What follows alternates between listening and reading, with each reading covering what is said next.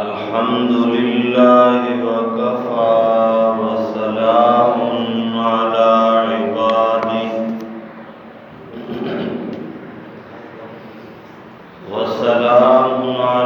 عباده الذين اصطفى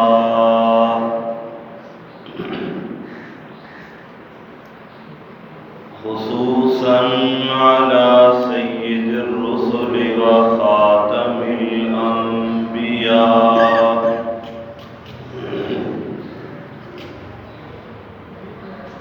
وعلى آله وأصحابه الأتقياء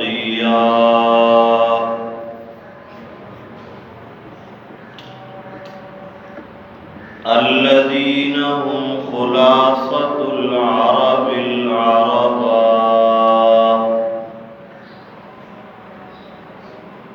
وخير الخلائق بعد الأنبياء.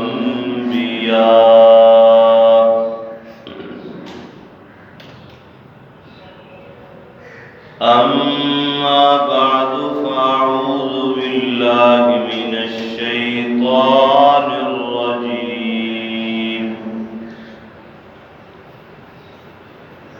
بسم الله الرحمن الرحيم.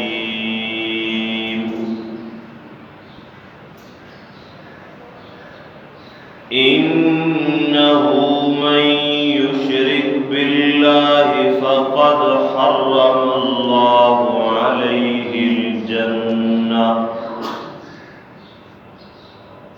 ومأواه النار وما للظالمين من أنصار. صدق الله مولانا العظيم. اللهم صل على سيدنا ومولانا محمد وعلى آل سيدنا ومولانا محمد وبارك وسلم ثم صل عليه.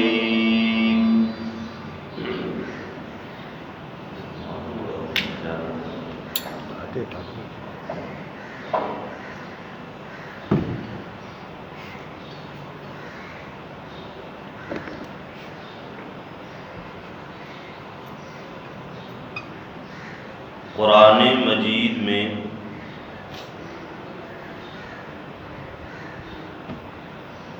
سب سے زیادہ زور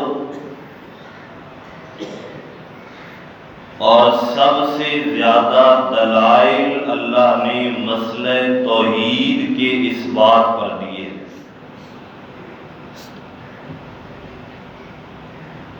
اور سب سے زیادہ رد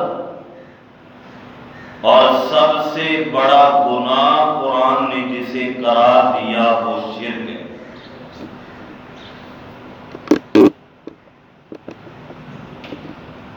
تو اس سے ہمیں یہ بات اچھی طرح جان لینی چاہیے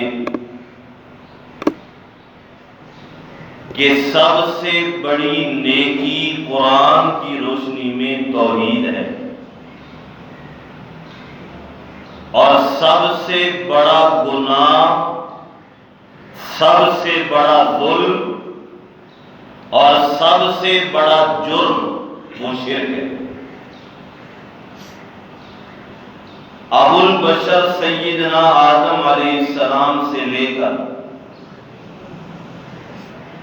امام الانبیاء صلی اللہ علیہ وسلم تک تمام انبیاء کرام کی دعوت اور بنیادی چیز وہ مسئلہ توحید تھا اور سب نے آ کر شرک کی تردید اور رد کیا. اس مناسبت سے میں آج کی اس مختصر نشست میں یہ عرض کرنے کی کوشش کروں گا کہ شرک کہتے کسے ہیں. شرک ہے کیا؟ وہ کون سے ایسے لوگ ہیں جو شرک کو گناہ بھی کہتے ہیں؟ وہ شرک کی غلاظت اور نجاست کے قائل بھی ہیں، لیکن شرک کے مرتکب بھی ہیں۔ اور شرک صرف وہی ہے جو وہ مانے، یا وہ شرک ہے جسے قرآن نے شرک کہا؟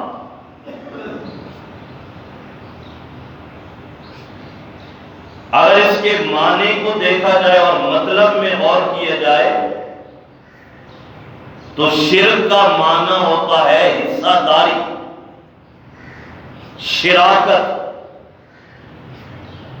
ایک چیز میں دو بندوں کا حصہ اور دو بندوں کی شراکت کو شرک کہتے ہیں۔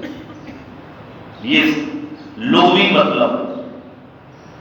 اور اصطلاح شریعت میں اور قرآن کی روشنی میں شرک کا مطلب یہ ہے اللہ کی ذات میں یا اس کی صفات میں اس کی پوری مخلوقات میں سے کسی کو بھی حصہ دار بنا دیا جائے، ساجی بنا دیا جائے، شریک بنا دیا جائے، یہ شرک ہے۔ اس کی تمام مخلوقات میں سے وہ مخلوق چاہے ولی ہو چاہے نبی ہو، وہ چاہے پیر ہو چاہے پیغمبر ہو، وہ چاہے جن ہو یا فرشتہ ہو، وہ نوری ہو یا ناری ہو، وہ عرشی ہو یا فرشی ہو، وہ زندہ ہو یا مردہ ہو، وہ جاندار ہو یا بے جان ہو، وہ انسان ہو یا جانور ہو، کسی بھی چیز کو اللہ کی مخلوقات میں سے اگر عبادت میں اللہ کا ساجی بنایا جائے، حصہ دار بنایا جائے، شریک بنایا جائے تو اس گناہ کو کہتے ہیں شرک۔ اور یہ قرآن کی روشنی میں سب سے بڑا ظلم ہے، سب سے بڑا گناہ ہے۔ اور یہ ایسا گناہ ہے بغیر توبہ کے معاف نہیں ہوگا۔ یہ ایسا گناہ ہے اگر کوئی کرتے ہوئے دنیا سے چلا جائے اس کے لیے اللہ نے دعائے مغفرت کی اجازت بھی نہیں۔ یہ ایسا گناہ ہے اگر کرتے ہوئے کوئی پیغمبر کا چچا کیوں نہ ہو، کسی پیغمبر کا بیٹا کیوں نہ ہو، کسی پیغمبر کی گھر والی کیوں نہ ہو، کسی پیغمبر کا باپ کیوں نہ ہو، اللہ نے قانون بنا دیا ہے کہ جیسے میں نے مشرک کی زندگی میں اس کا کوئی اپنا عمل قبول نہیں کرنا، اس کے مرنے کے بعد کسی اور کا اس کے لیے دعا کرنا، کسی اور کا اس کے لیے سفارش کرنا، کسی اور کا اس کے لیے مغفرت مانگنا، میں اللہ یہ عمل بھی اس کا قبول نہیں کروں۔ یہ ایسا جرم ہے۔ اور سب سے بڑی معلومی یہ ہے کہ جو مشرک بندہ دنیا سے حالت شرک میں مر گیا، قیامت والے دن اللہ کے رسول کی شفاعت بھی نصیب نہیں ہوگی۔ یہ شفاعت کبریٰ سے بھی معروم رہے گا۔ اور یہ وہ بد نصیب ہے جس پر اللہ نے جنت کی خوشبو بھی حرام کر دی، وہ ہمیشہ ہمیشہ جہنم کا ایندھن ہے۔ ان ساری چیزوں کو میں آپ قرآن اور حدیث کی روشنی میں عرض کرتا ہوں۔ پہلے ہم دیکھتے ہیں یہ شرک کتنا بڑا گناہ ہے قرآن کی روشنی میں۔ قرآن کیا کہتا ہے دیکھیے، فرمایا ان اللہ لا یغفر ان یشرک بہ ویغفر ما دون ذلک لمن یشاء، بے شک اللہ سارے گناہ معاف کر دے گا، جتنے گناہ کر کے آؤ گے اللہ سے امید اور ایمان رکھو، اللہ معاف کر دے گا۔ لیکن ایک گناہ ایسا ہے جو دنیا میں اللہ نے بتا دیا، فرمایا اگر وہ گناہ لے کر میرے در میں آؤ گے تو اس کے لیے کبھی معافی نہیں۔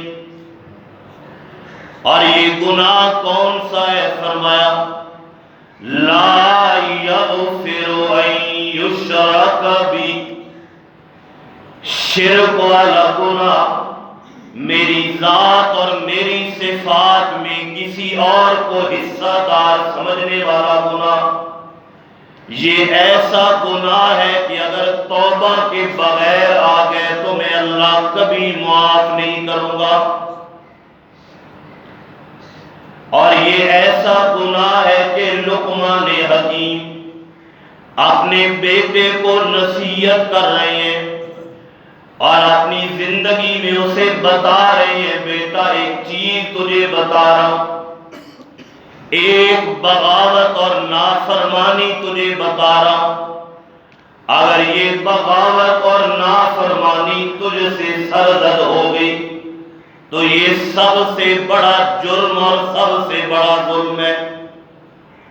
اور یہ بغاوت کون سی ہے؟ دنیا کے بادشاہ کی بغاوت نہیں ہے، حاکم وقت کی بغاوت نہیں ہے، فرمایا یہ بغاوت اس رب کی ہے جس رب نے تجھے زندگی اور وجود دیا، یہ اس کی بغاوت ہے۔ اور اگر یہ بغاوت تجھ سے سرزد ہو گئی تو اے میرے بیٹے یاد رکھنا، لا تشرک باللہ، اللہ کی بغاوت اور اللہ سے شرک نہ کرنا، ان الشرک لظلم عظیم، یقیناً یہ شرک والا گناہ یہ سب سے بڑا ظلم ہے۔ قرآن میں سے سب سے بڑا گناہ، سب سے بڑا ظلم اور ناقابل معافی جرم قرار دیا۔ اور اگر یہ گناہ بندے کے نام عمل میں موجود ہے، یہ ایک ایسی چنگاری ہے، اس کے ہوتے ہوئے بندے کی کوئی نیکی قابل قبول نہیں۔ اگر یہ گناہ موجود ہے، آپ نیکیوں کا ذخیرہ جمع کر رہے ہیں لیکن کوئی نیکی قابل قبول نہیں۔ اللہ نے ایک مثال دی، فرمایا حرم شریف کے مجاورین اور خدمت گزار جن کی زندگی حرم میں گزر رہی ہے، ساری زندگی حاجیوں کے خادم ہیں، انہیں ستو پلاتے ہیں، زمزم پلاتے ہیں اور کعبے کا طواف کرتے ہیں، صفا اور مروہ کی سعی کرتے ہیں اور بیت اللہ کے معمار اور تعمیر کرنے والے ہیں، اور اتنا خیال کرنے والے ہیں کہ بیت اللہ کی تعمیر کے وقت اعلان کرتے ہیں، لوگوں اگر کسی نے بیت اللہ کی تعمیر میں مالی حصہ لینا ہے تو اسے چاہیے اگر حلال کی کمائی ہے تو دے، ورنہ حرام کی کمائی کی ہمیں ضرورت نہیں۔ اتنی احتیاط کرتے ہیں، حرام کی کمائی سے ہمیں کوئی ضرورت نہیں، اگر حلال کی کمائی کم پڑ گئی تو ان لوگوں نے خانہ کعبہ کو چھوٹا کر دیا لیکن حرام کی کمائی نہیں لی، وہ بیت اللہ کی عمارت کم کر دی، حرام کی کمائی سے لے کر اسے بڑا نہیں کیا۔ ایسی آوازیں لگانے والے لیکن ہیں مشرک، نام اعمال میں شرک والا گناہ موجود ہے، تو اللہ نے اعلان کر دیا لا یستوون عند اللہ، یہ میرے ان بندوں کے برابر نہیں ہو سکتے جن کو اللہ نے توحید والی دولت عطا کی ہے، ان کے برابر نہیں۔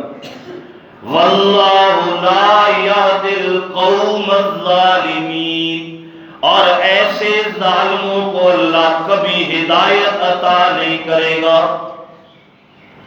ان کے نامہ اعمال میں شرک موجود ہے، ظلم موجود ہے۔ میں اللہ ان کی اتنی بڑی خدمت، لوگ مسجد بنا کے فخر کرتے ہیں، ایک بیوہ کو سامان دے کے فخر کرتے ہیں، افطاری کرا کے فخر کرتے ہیں، یہ ہمارے لیے باعث بخشش اور پروان نجات ہے۔ لیکن ان کی نیکی کا اندازہ لگائیے، وہ بیت اللہ کو تعمیر کر رہے ہیں، جو ساری دنیا کے مسلمانوں کا محور اور مرکز ہے، اسے تعمیر کر رہے ہیں، ساری زندگی حاجیوں کی خدمت کر رہے ہیں، اور ہر سال حج اور عمرے کئی کرتے ہیں، لیکن نامہ اعمال میں شرک موجود ہے۔ اللہ نے فرمایا اگر شرک موجود ہے، ان کی بھی یہ عبادت اور نیکی میں اللہ نے قبول نہیں کرنی، رد چلی گئی، ضائع چلی گئی، کیونکہ شرک ایک چنگاری ہے، ایک شعلہ ہے۔ اگر یہ نامہ اعمال میں موجود ہے، اس کے ہوتے ہوئے کوئی نیکی اللہ کے ہاں قابل قبول نہیں، کوئی عمل اللہ قبول نہیں کرے گا۔ اور یہ ہماری حیثیت کیا ہے؟ ہم تو بہت پیچھے ہیں، بہت گناہ گار ہیں، لیکن قرآن دیکھیے، اللہ نے سورہ انعام میں آیت نمبر 88 میں اور اس کے ارد گرد میں اللہ نے 18 اولو العزم انبیاء کرام کا نام لیا، 18 انبیاء کرام کا اسم شریف ذکر کیا اللہ نے، اور 18 کا نام لے کر اور باقی جتنے انبیاء ہیں ان کو اجمالاً ذکر کیا۔ ان کا ذکر کرنے کے بعد فرمایا اگر یہ گناہ ان سے بھی سرزد ہو جائے تو میں اللہ ان کی نیکیاں بھی ضائع کر دوں گا۔ ہماری حیثیت پھر کوئی رہ جاتی ہے۔ اور یہ 18 انبیاء کرام کون سے ہیں؟ اولو العزم پیغمبر، حضرت نوح جنہوں نے 950 سال اللہ کی راہ میں تبلیغ کی، حضرت ابراہیم، ان کے صاحبزادے حضرت اسحاق، حضرت اسماعیل، حضرت یعقوب، حضرت یوسف، حضرت زکریا، حضرت یحییٰ، حضرت عیسیٰ، حضرت الیاس، حضرت موسیٰ، حضرت ہارون، حضرت داؤد، حضرت سلیمان، حضرت ایوب اور حضرت یسع اور حضرت لوط۔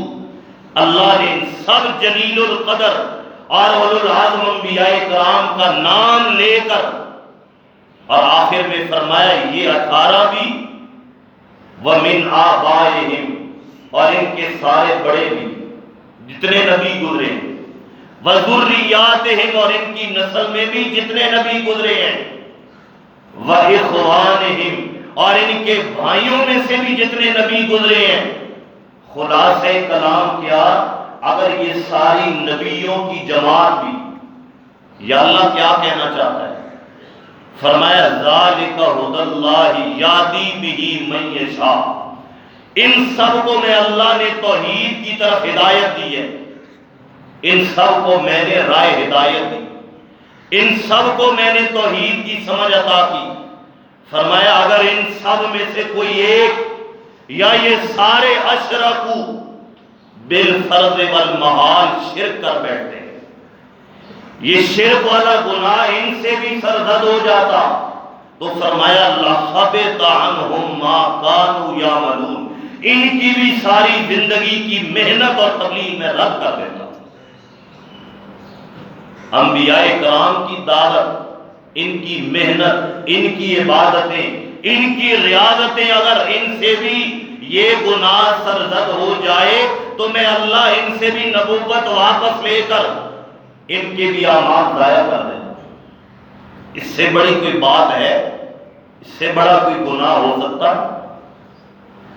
اور سورہ زمر آیت نمبر 65 میں اللہ نے کیا فرمایا؟ یہاں سارے انبیاء کی بات ہے اور وہاں سارے انبیاء کے محور اور مرکز کی بات ہے، امام الانبیاء کی بات ہے۔ فرمایا میرے پیغمبر آپ خاتم النبیین ہیں، امام الانبیاء ہیں، امام المتقین ہیں، شفیع المذنبین ہیں، آپ اگلے اور پچھلوں کے امام ہیں، ساری کائنات میں آپ کے مرتبے کا کوئی نہیں، لیکن میری یہ بات یاد رکھنا، وَلَقَدْ أُوحِيَ إِلَيْكَ، اپنی امت کے لوگوں کو یہ بتا دو کہ میرے رب نے مجھے یہ حکم دیا اور میں وحی کی ہے، إِلَيْكَ، اللہ نے مجھے بھی یہ حکم دیا اور مجھ سے پہلے سارے انبیاء کو بھی یہ حکم دیا، کیا؟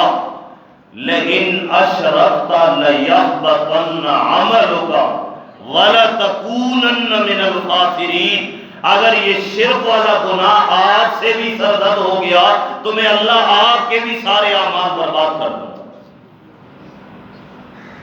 پھر ہماری کوئی حیثیت نہیں ہے، ہماری کوئی وقت نہیں ہے۔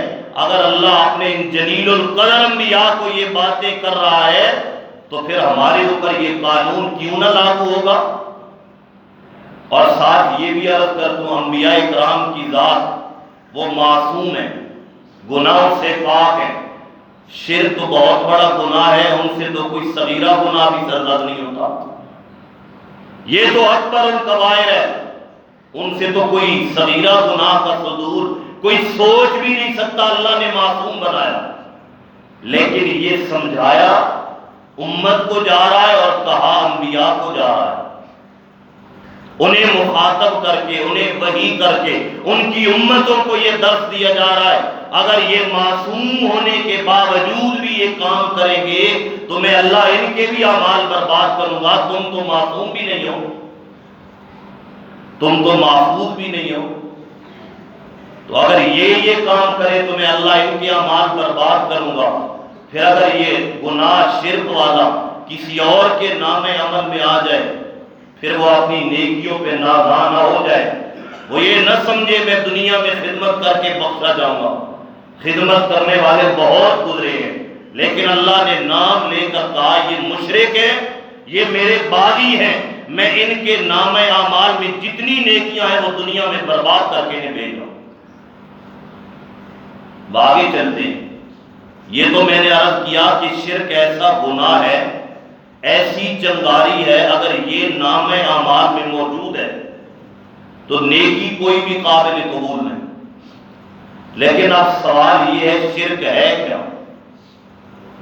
یہ مشکل بات ہے، شرک ہے کیا؟ قرآن نے سب سے زیادہ رد اس کا کیا، سب سے بڑا گناہ اسے قرار دیا، سب سے بڑا ظلم اور جرم اسے قرار دیا، یہ ہے کون سی بلا؟ کئی لوگ ہیں جو شرک کی غلاظت، نجاست، گندگی اور گناہ کے قائل ہیں، لیکن پھر بھی شرک میں مبتلا ہے۔ کیا شرک صرف اس کا نام ہے کہ ہم دو خدا مان لیں؟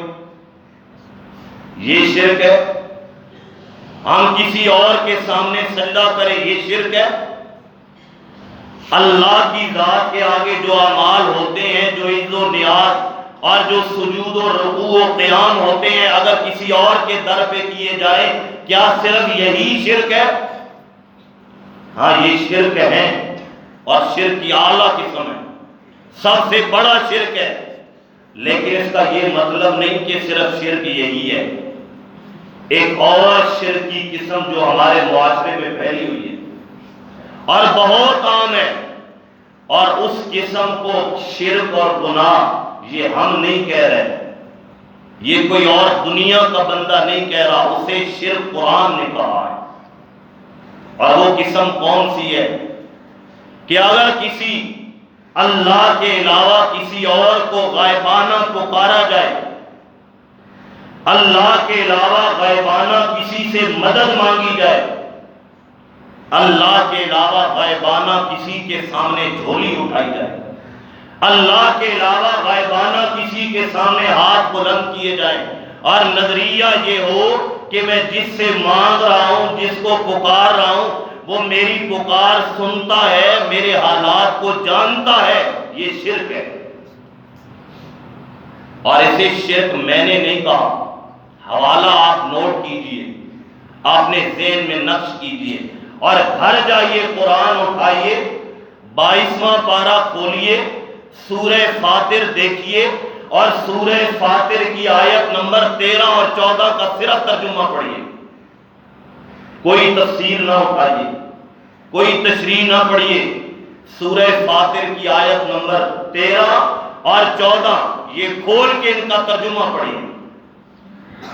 پہلے ان آیتوں میں اللہ نے اپنا تعارف کرایا، اور تعارف کرانے کے بعد فرمایا والذین تدعون من دونہ ما یملکون من قطمیر، اللہ کے علاوہ جنہیں تم پکار رہے ہو، کبھی ہاتھ اٹھاتے ہو تو کبھی جھولیاں اٹھا کے کھڑے ہو جاتے ہو، کبھی نظریں دیتے ہو تو کبھی منتیں مانتے ہو، کبھی انہیں داتا سمجھتے ہو، کبھی انہیں غریب نواز کہتے ہو، کبھی انہیں گنج بخش کا لقب دیتے ہو، کبھی انہیں کیا لجپال کہتے ہو، کبھی کیا کہتے ہو، کبھی کیا کہتے ہو۔ فرمایا اللہ کے علاوہ جن کو تم پکارتے ہو، اور کیوں پکارتے ہو؟ اولاد دیں گے، عزت دیں گے، معاشرے میں شہرت عطا کریں گے، گھر میں برکتیں عطا کریں گے، وہ ہماری جھولی خیر سے بھر دیں گے۔ فرمایا اللہ کے علاوہ جن کو تم پکارتے ہو، تم تو یہ سمجھتے ہو وہ ہمیں اولاد دیں گے، تم یہ سمجھتے ہو ہمارے گھر اور کاروبار میں برکتیں دیں گے، تم یہ سمجھتے ہو ہماری خالی جھولیاں بھریں گے۔ میں اللہ کا اعلان سن لو، تم انہیں جیسے بھی پکارو اور جس مقصد کے لیے بھی پکارو، میں بتا رہا ہوں ما یملکون من قطمیر، وہ کھجور کی گٹھلی کے اوپر جو سفید رنگ کا ہلکا اور باریک پردہ ہے، وہ اس پردے کے بھی مالک نہیں، تمہیں اولاد کہاں سے دیں گے؟ رمضان میں ہر بندہ کھجور سے روزہ کھولتا ہے، آج آخری روزہ ہے، کھولتے ہوئے کھجور کھا کے گٹھلی اٹھائیے، اور اس گٹھلی کے اوپر ایک ہلکا سا پردہ ہے، ایک باریک اور سفید رنگ کی جھلی ہے، آج اسے اتاریے اور دیکھیے وہ کتنی مضبوط ہے۔ ایک باریک اور ہلکی سی چیز ہے، ایک بہت ہی ادنا اور گھٹیا چیز سی لگتی ہے، جس کو ہم نے کبھی دیکھا ہی نہیں، سوچا ہی نہیں، پرواہ ہی نہیں کی ہے۔ اللہ نے مثال اسی چیز کی دی، فرمایا کھجور کھا کے گٹھلی پھینک دیتے ہو، تمہیں تو یہ بھی نہیں پتا یہ گٹھلی کے اوپر پردہ میں نے رکھا کیوں ہے، تاکہ جو اس کی گٹھلی کی برا ذائقہ ہے، اس کی کڑواہٹ ہے، اس کا جو ترش ذائقہ ہے، وہ اللہ تمہاری میٹھی کھجور میں نہ آنے دے۔ تمہیں تو یہ بھی نہیں پتا میں اللہ نے وہ باریک سا پردہ کیوں رکھا، آج اسے کھول کے دیکھیے وہ کتنا مضبوط ہے، وہ اتارتے ہوئے بھی ٹوٹ جائے گا۔ فرمایا میں اللہ تمہیں بتا رہا ہوں جنہیں تم پکارتے ہو وہ اس پردے کے بھی مالک نہیں ہیں، اور تم ان سے کون سی آس اور امید لگائے بیٹھے۔ اور آگے فرمایا ان تدعوہم لا يسمعوا دعاءکم، تم انہیں یہ سمجھ کر پکارتے ہو کہ ہم جہاں بھی ہوں یہ سن رہے ہیں، یہ دیکھ رہے ہیں، یہ ہمارے حالات سے واقف ہیں اور ہمیں جانتے ہیں۔ میں اللہ کی بات سنو اور سورہ فاطر کی آیت نمبر 14 پہ اپنا ایمان لاؤ۔ فرمایا ان تدعوہم، تم انہیں جہاں سے بھی بلاؤ اور پکارو، دور سے پکارو، نزدیک سے پکارو، دربار کے اوپر کھڑے ہو کے پکارو، اور تسلی نہیں ہوتی تو قبر کے اندر جا کے پکارو۔ میں اللہ کا یہ اعلان سن لو، ان تدعوہم، تم انہیں جتنا بھی بلاؤ، لا یسمعوا دعاکم، وہ تمہاری دعا پکار نہیں سن سکتے۔ کتنا واضح پیغام ہے، تم انہیں جہاں سے بھی پکارو، جہاں سے بھی بلاؤ، وہ تمہاری دعا و پکار نہیں سن سکتے۔ اور اس کی آیت میں اللہ نے آگے فرمایا وَيَوْمَ الْقِيَامَةِ يَكْفُرُونَ بِشِرْكِكُمْ، وہ قیامت کے دن تمہارے اس شرک کا انکار کر دیں گے۔ یہ لفظ میں نے آپ کو دکھانا تھا، اللہ نے خود فرمایا یہ شرک ہے، اور قیامت کے دن وہ تمہارے اس شرک کا انکار کر دیں گے۔ تو اس قرآن کی آیت سے ہمیں کیا معلوم ہوا؟ اللہ کے علاوہ غائبانہ کسی کو پکارنا، کسی سے مدد مانگنا، کسی کو سمیع و بصیر سمجھنا، کسی کے سامنے جھولیاں اٹھانا اور یہ نظریہ رکھنا کہ دور و نزدیک سے وہ اس طرح سنتے ہیں جیسے اللہ سنتا ہے یا وہ غائبانہ ہماری پکار سنتے ہیں، فرمایا یہ شرک ہے، اور قیامت کے دن وہ تمہارے شرک کو رد کر دیں گے، وہ کہیں گے ہمیں تو معلوم ہی نہیں۔ اور آگے فرمایا لوگوں میری بات پہ یقین کرو، وَلَا يُنَبِّئُكَ مِثْلُ خَبِيرٍ، جس طرح خبر رکھنے والے رب نے تمہیں مسئلہ سمجھایا کوئی تمہیں نہیں بتائے گا، لوگ تمہیں مثالوں میں الجھائیں گے، کوئی دلیل نہیں، قرآن سے ڈبوسلے ہیں ان کے پاس۔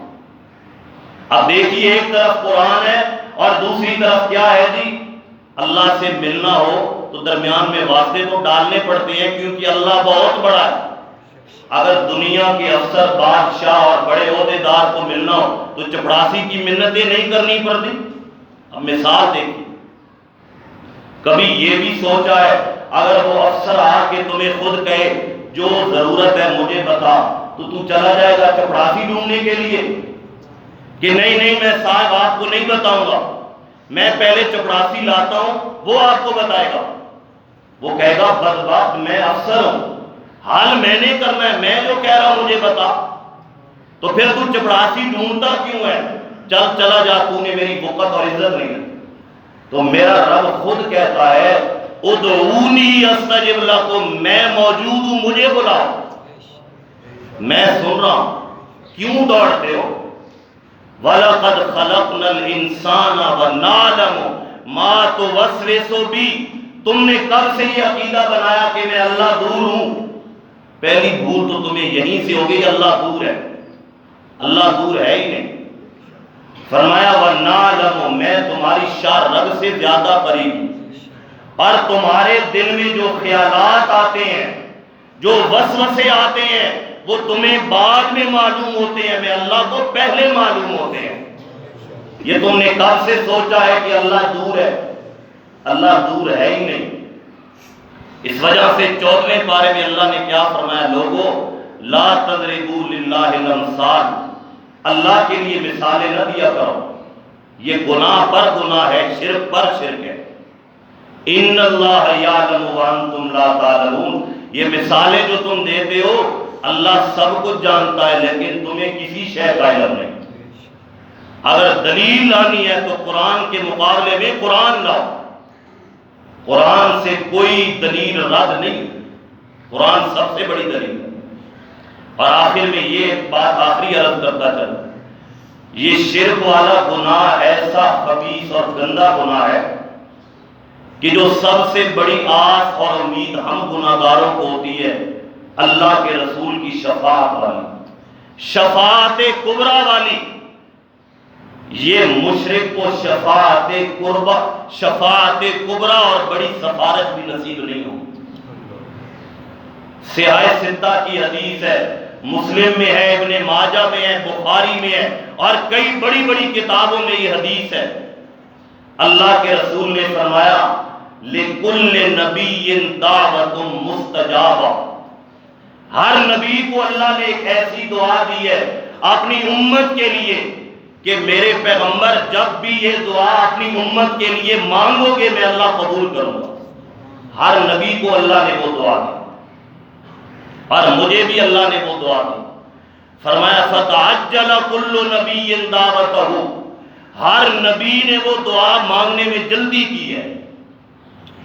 جب بھی ان پر اس دنیا میں مشکل وقت آیا، چاہے وہ نوح پہ آیا، چاہے وہ ابراہیم پہ آیا، چاہے وہ اسماعیل و اسحاق پہ آیا، عیسیٰ و یونس پہ آیا، سب نے وہ دعا مانگنے میں جلدی کی اور اپنی دعا مانگ لی اور اللہ نے حسب وعدہ قبول بھی کر لی۔ لیکن فرمایا ایک میں واحد نبی ہوں، ایک واحد انبیاء کی جماعت میں سے میں وہ فرد ہوں، میں نے وہ دعا مانگنے میں جلدی نہیں کی، میں نے وہ دعا سنبھال کے رکھی ہوئی ہے، میں نے وہ دعا چھپا کے رکھی ہوئی ہے۔ مجھے طائف میں مارا گیا لیکن اپنی امت کے خلاف بددعا نہیں کی، جبکہ پہاڑوں کا فرشتہ آیا کہ آپ ایک لب ہلائیے ہم یہ پہاڑ ملا کے انہیں کچل ڈالیں گے۔ احد میں میرے دندان مبارک شہید ہوئے، میں نے وہ دعا نہیں مانگی۔ میری بیٹیوں کو طلاقیں دی گئی، میں نے دعا نہیں مانگی۔ میرے چچا حمزہ کی لاش کے کئی ٹکڑے کر دیے گئے، کلیجہ چبا دیا گیا، میں نے دعا نہیں مانگی۔ شیب ابی طالب میں مجھے اور میرے خاندان کو 3 سال تک بند کر کے سوشل بائیکاٹ کر دیا، میں نے وہ دعا نہیں مانگی، لیکن میں نے وہ دعا سنبھال کے رکھی ہے، میں نے وہ دعا چھپا کے رکھی ہے۔ اور یہ قیامت والے دن دعا میں اپنی امت کے گناہ گاروں کے حق میں مانگوں گا، اور گناہ گار بھی صغیرہ گناہ والے نہیں، کبیرہ گناہ کے مرتکبین کے لیے مانگوں گا۔ اور آپ نے آگے فرمایا، سنو میری اس دعا سے ہر گناہ گار کو فائدہ ہوگا، چاہے وہ ماں باپ کا نافرمان ہے، بے نمازی ہے، زکوٰۃ نہیں دیتا، لوگوں کا حق مارتا ہے، جھوٹ بولتا ہے، برائی کرتا ہے، بے حیائی کرتا ہے، سب کو یہ دعا شامل ہوگی۔ ایک بد نصیب ہے جسے یہ دعا شامل نہیں ہوگی، اور وہ فرمایا کون سی ہے؟ فَهِيَ نَائِلَةٌ إِن شَاءَ اللَّهُ تَعَالَى، میری یہ دعا اللہ نے چاہا ہر گناہ گار کو فائدہ دے گی، لیکن مَن مَاتَ مِنْ أُمَّتِي، میری امت میں سے جو بندہ ایسا مرا وہ اللہ سے شرک کرتا ہوا میرے سامنے آئے گا، میری یہ دعا اور شفاعت اس بد نصیب کو کبھی فائدہ نہیں دے گی۔ اگر شفاعت کبریٰ کے مستحق بننا چاہتے ہیں، اللہ کے اس رسول کی سفارش کے حقدار بننا چاہتے ہیں، تو کم از کم جتنے بھی گناہ گار ہیں لیکن ہوتے رہیں، شرک والا گناہ لے کر اس دنیا سے نہ جائیں۔